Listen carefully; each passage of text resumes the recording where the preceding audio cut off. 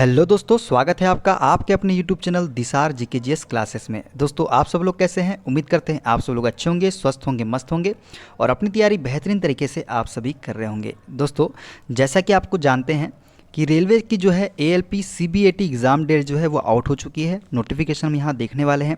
दोस्तों, अब सबसे बड़ा सवाल ये है कि एएलपी सीबीएटी 2 रिजल्ट कब तक आएगा?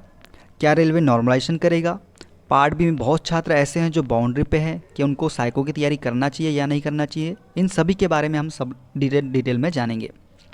दोस्तों, हमसे जुड़ने के लिए आप हमारे चैनल को सब्सक्राइब कर लीजिए और बेल आइकन को प्रेस कर लीजिए। तो चलिए दोस्तों, देखते हैं जो नोटिफिकेशन आया है एएलपी सीबीएटी एग्ज़ाम डेट के बारे में, वो हम देखते हैं। तो दोस्तों, ये जो नोटिफिकेशन है CEN1 2024 assistant loco pilot notice regarding exam schedule of computer based aptitude test CBAT for the post of assistant loco pilot. दोस्तों, इसमें जो डेट दी गई है वो कब दी गई है? वो दी गई है हमको 15 जुलाई 2025। मतलब जो CBAT की एग्ज़ाम है ALP की, वो कब होने वाली है? 15 जुलाई को होने वाली है। दोस्तों एग्जाम सिटी और date and downloading of travel authority of SC/ST candidate will be made live 10 day prior to the exam date on the official website of all RRB। दोस्तों, जो एग्ज़ाम सिटी है और डेट है ये कब? 10 दिन पहले एग्ज़ाम के पहले आपको दे दी जाएगी। ई कॉल लेटर 4 दिन पहले आप डाउनलोड कर पाएंगे। तो दोस्तों, ये जो नोटिफिकेशन है इस प्रकार है। अब दोस्तों, सबसे बड़ा सवाल कि दोस्तों अभी तो RRB ALP CBT 2 का रिजल्ट ही नहीं आया है, तो इसके बारे में हम देखते हैं डिटेल में। तो दोस्तों, बात करें ALP CBT 2 रिजल्ट कब तक आएगा, तो दोस्तों जैसे कि आपको पता है एग्ज़ाम डेट हमको बता दी गई है 15 जुलाई से आपके CBAT के एग्ज़ाम होने वाले हैं, मतलब 15 जुलाई को ही होने वाले हैं। दोस्तों, ALP CBT 2 रिजल्ट की बात करें दोस्तों, तो पिछली बार जब 2018 में वैकेंसी आई थी तो 13 दिन का टाइम दिया गया था आपको। किसके लिए? 13 दिन का टाइम दिया गया था CBAT के लिए। कितने दिन का? 13 दिन का। किसके लिए? CBAT के लिए। और दोस्तों, आज की जो डेट है वो कितनी है? वो हो जाएगी दोस्तों, आज तो 28 तारीख हो जाएगी। 28 तारीख मान के चलिए, 27 तारीख आज की डेट है।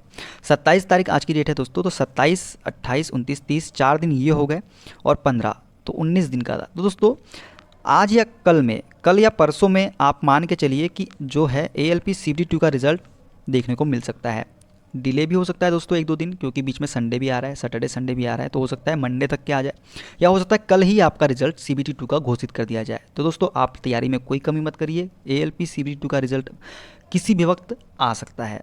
दोस्तों, अब बात करते हैं क्या रेलवे नॉर्मलाइजेशन करेगा, इस बारे में हम अगर चर्चा करें तो बात करें दोस्तों, रेलवे नॉर्मलाइजेशन करेगा या नहीं करेगा, तो दोस्तों ये बहुत सारे फैक्टर पे डिपेंड करता है कि रेलवे नॉर्मलाइजेशन करेगा या नहीं करेगा। दोस्तों, जब एग्ज़ाम डेट का नोटिस आया था तो आपने देखा होगा कि रेलवे ने जब एग्ज़ाम डेट का नोटिस दिया था तो साफ साफ मेंशन किया था कि रेलवे नॉर्मलाइजेशन को अवॉइड करना चाहता है, मतलब रेलवे नॉर्मलाइजेशन नहीं करेगा। आपको इस बात में पता है। लेकिन क्या हुआ दोस्तों, एग्ज़ाम डिले हुई। 19 मार्च को दोस्तों पेपर कुछ कुछ जगह पे हुआ। पहला पेपर जो हुआ 19 मार्च को ही हुआ था, कुछ कुछ जगह पे 19 मार्च को पेपर पहली शिफ्ट में हुआ। उसके बाद दोस्तों 19 मार्च को ही सेकेंड शिफ्ट और 20 मार्च की फर्स्ट शिफ्ट को कैंसिल कर दिया गया। लेकिन 19 मार्च को कुछ कुछ जगह पे पेपर हुए, ऐसा रेलवे का कहना है। ठीक है। उसी प्रकार दोस्तों उसके बाद पेपर हुए 2 मई और 6 मई को। कब हुए? 2 मई और 6 मई को जो है रेलवे ने फिर से एग्ज़ाम लिया। किसकी? रेलवे ALP CBT 2 की। दोस्तों 19 तारीख को और जो 2 तारीख को फर्स्ट शिफ्ट में जो जिनके जोन अलग सेम थे, मान लीजिए 19 तारीख को एग्जाम्पल के तौर पे लेके बिलासपुर का पेपर था। ठीक है, 19 तारीख को कुछ शिफ्ट में बिलासपुर का पेपर संपन्न हो गया, मतलब हो गया, और 2 मई को भी फर्स्ट शिफ्ट में बिलासपुर का पेपर था। तो दोस्तों अब जाहिर सी बात है 19 मई के बच्चे और 2 मई के बच्चों का पेपर अलग अलग था, लेवल अलग था, तो यहाँ पे तो नॉर्मलाइजेशन होना ही है, ये तो होना ही है। अब बात करें 2 मई के सेकेंड शिफ्ट की बात करें दोस्तों, सेकेंड शिफ्ट और 6 मई को जो पेपर हुआ, तो दोस्तों पार्ट ए में तो नॉर्मलाइजेशन नहीं होगा, पार्ट ए में तो नॉर्मलाइजेशन नहीं होगा 2 मई की सेकेंड शिफ्ट और 6 मई की जो शिफ्ट थी उनमें। क्यों? क्योंकि 2 मई की सेकेंड शिफ्ट में वही अलग अलग जोन के बच्चे बैठे हुए थे। एक जोन के बच्चे जो थे, जो स्टार्टिंग में 19 मई था, 19 मई में जो फर्स्ट शिफ्ट में जो जोन हुए थे वो 2 मई में भी कुछ कुछ जगह पे हुए सेम शिफ्ट। मतलब एक बिलासपुर का मान लीजिए 19 मई को एग्ज़ाम हुआ और वही एग्ज़ाम बिलासपुर का 2 मई को भी हुआ, तो अब तो ये 2 शिफ्ट हो गई ना, एक शिफ्ट से अधिक शिफ्ट हो गई, तो नॉर्मलाइजेशन तो होगा। तो ये 19 मई वाला और 2 मई की फर्स्ट शिफ्ट में नॉर्मलाइजेशन देखने को मिलेगा दोस्तों। सेकेंड शिफ्ट और 6 मई की जितनी भी शिफ्ट है इसमें नॉर्मलाइजेशन पार्ट ए में नहीं होगा। अब बात करते हैं पार्ट बी में, तो क्या पार्ट बी में भी नॉर्मलाइजेशन होगा? दोस्तों ये डिपेंड करेगा रिजल्ट के ऊपर। अभी से हम आप नहीं बोल सकते कि पार्ट बी में नॉर्मलाइजेशन करेगा। पार्ट बी में नॉर्मलाइजेशन हो भी सकता है और नहीं भी हो सकता, ये रेलवे का खुद का फैसला है कि पार्ट बी में नॉर्मलाइजेशन करना है या नहीं करना है। तो रेलवे नॉर्मलाइजेशन करेगा कि नहीं करेगा, ये रिजल्ट जिस दिन आएगा उस दिन पता चल जाएगा कि रेलवे नॉर्मलाइजेशन करेगा या नहीं करेगा। और करेगा तो पार्ट बी में नॉर्मलाइजेशन करेगा कि नहीं करेगा, ये भी उस दिन आपको पता चल जाएगा। तो इसके लिए आप निश्चिंत रहिए। जो पास है और जिनके अच्छे नंबर आ रहे हैं वो बिंदास होकर CBAT साइको की तैयारी करिए। अच्छी अपॉर्चुनिटी है। अच्छे अच्छे बच्चे हैं जिनके बहुत सारे नंबर होने के बावजूद वो फेल कर गए हैं पार्ट बी में, तो यहाँ पे आपके चांसेस बनते हैं। साइको की तैयारी मन लगा के करिए। अब बात करते हैं दोस्तों ऐसे बच्चों की जो पार्ट बी में एकदम बाउंड्री पे आके अटके हुए हैं, उनके बारे में बात करते हैं। तो दोस्तों कुछ बच्चे ऐसे हैं जो पार्ट में बहुत सारे छात्र जो है बाउंड्री पे हैं। बाउंड्री का कहना मतलब 26.25 नंबर, इतना नंबर लाना है दोस्तों आपको पार्ट बी में पास होने के लिए। अब कुछ बच्चे ऐसे हैं दोस्तों जिसके नंबर 26 है, किसी के 25.95 है, किसी के 25.5 नंबर है। तो दोस्तों ऐसे बच्चे को साइको की तैयारी करना चाहिए कि नहीं करना चाहिए? दोस्तों मेरा मानना यह है कि आप लोगों को साइको की तैयारी बिंदास होकर करना चाहिए। उसका रीज़न यह है क्या दोस्तों कि आपने देखा होगा जब भी रेलवे एग्ज़ाम लेती है, और आपने देखा होगा जब जैसे मान लीजिए 75 नंबर का क्वेश्चन है, तो कभी कभी क्या होता है वहाँ पे कुछ क्वेश्चन इग्नोर कर दिए जाते हैं। हर एग्जाम में आपने को देखने को मिलता है कि 2 क्वेश्चन इग्नोर कर दिए गए, 3 क्वेश्चन इग्नोर कर दिए गए। अब जाहिर सी बात है 75 में 3 क्वेश्चन इग्नोर कर दिए गए, तो टोटल वैलिड क्वेश्चन कितने बचे हमारे पास में? 72 बचे।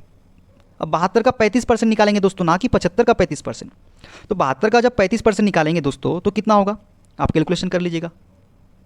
तो वो जो बच्चे जो 26 नंबर लेके बैठे हैं और वो पूछ रहे हैं कि हम साइको की तैयारी करें या नहीं करें, आपको तो साइको की तैयारी करना ही चाहिए, क्योंकि आपके बहुत ज़्यादा चांसेस है पार्ट बी में पास होने के।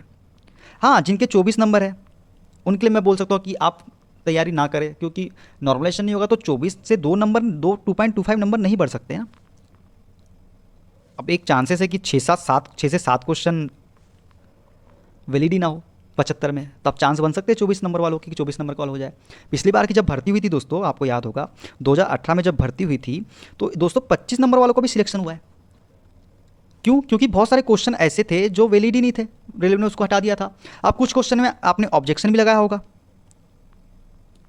होगा, जैसे मान लीजिए किसी के 25 नंबर है, 2 नंबर उसका सही हो रहा है, उसने ऑब्जेक्शन लगाया, तो कितने हो जाएंगे? 27 नंबर हो जाएंगे। 2 नंबर बढ़ गए, वो तो पास कर गया। तो जितने भी बच्चे जो बाउंड्री पे हैं पार्ट बी में, उनसे मेरी रिक्वेस्ट है कि वो साइको की तैयारी करें। वो तो रिजल्ट बताएगा, रिजल्ट का वेट ना करें दोस्तों। साइको की तैयारी आप बिंदास होकर करिए। आपके बहुत ज़्यादा चांसेस है पार्ट बी में पास होने के। समझ रहे हैं मैं क्या बोल रहा हूँ आपको? तो पार्ट बी की तैयारी आप बिंदास करिए दोस्तों। जो भी बच्चे बाउंड्री पे है, जिनके 26 नंबर है, जिनके 25.95 नंबर है, 25.90 नंबर है, 26.15 नंबर है, जितने भी नंबर है, इनसे मेरी रिक्वेस्ट है कि आप साइको की तैयारी करें और अच्छे से तैयारी करें, क्योंकि ज़्यादा दिन का टाइम आपके पास नहीं बचेगा रिजल्ट आने के बाद में। पिछली बार 13 दिन दिया था, हो सकता है इस बार 12 दिन दे। इसलिए मेरी आपसे रिक्वेस्ट है कि आप साइको की तैयारी बिंदास होकर करें। बस यही वीडियो का उद्देश्य था कि आपको समझाना कि आप कैसे करना है, क्या नहीं करना है। अब रहा सवाल रेलवे नॉर्मलाइजेशन का, तो बहुत सारे बच्चे पूछते हैं सर नॉर्मलाइजेशन पार्ट बी में होगा नहीं होगा। दोस्तों रिजल्ट आएगा उस दिन आपको पता चल जाएगा ना नॉर्मलाइजेशन के बारे में। जिस दिन रिजल्ट आएगा उस दिन नॉर्मलाइजेशन हुआ है या नहीं हुआ है उस दिन आपको पता चल जाएगा। आप अभी से क्यों टेंशन ले रहे हैं? हाँ, ऐसे बच्चे हैं जिनके अच्छे नंबर है, 80 प्लस नंबर है, और लेकिन वो पार्ट बी में फेल कर गए हैं। तो यहाँ अपॉर्चुनिटी किसकी बनती है? जिनके कम नंबर है उनकी चांसेस बहुत ज़्यादा है अगर नॉर्मलाइजेशन नहीं होता है पार्ट बी में तो, क्योंकि अच्छे अच्छे बच्चे जिनके 80 प्लस मार्क है वो तो पार्ट बी में फेल हो चुके हैं। तो दोस्तों आप अच्छे से तैयारी कीजिए, मन लगा के तैयारी कीजिए साइको की, और सिलेक्शन लीजिए। ठीक है दोस्तों, मिलते हैं। वीडियो कैसा लगा कमेंट बॉक्स में जरूर बताइएगा, और आपकी क्या राय है नॉर्मलाइजेशन को लेके, इसका भी कमेंट आप जरूर करिए कमेंट बॉक्स में। मिलते हैं अगले वीडियो में, अपना ख्याल रखिए। Okay, bye bye, take care.